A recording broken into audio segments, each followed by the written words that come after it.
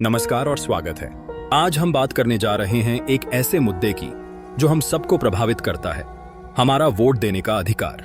आपका वोट आपकी सबसे बड़ी ताकत है, बदलाव लाने का असली हथियार। लेकिन जरा ठहर कर सोचिए, अगर वही वोट चोरी हो जाए तो? भारत दुनिया का सबसे बड़ा लोकतंत्र है, फिर भी हमारे सामने कई कठिन सवाल खड़े होते हैं। क्या हमारे चुनाव सचमुच ईमानदार हैं? क्या आपका वोट वाकई गिना जाता है?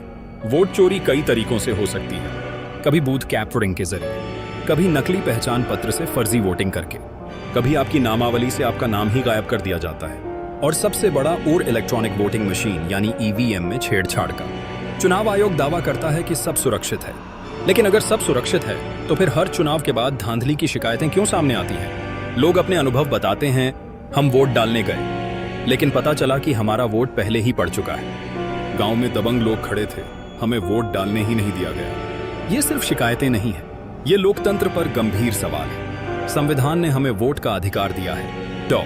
भीमराव अंबेडकर ने कहा था, लोकतंत्र सिर्फ वोट डालने का नाम नहीं है, बल्कि जनता की असली आवाज है।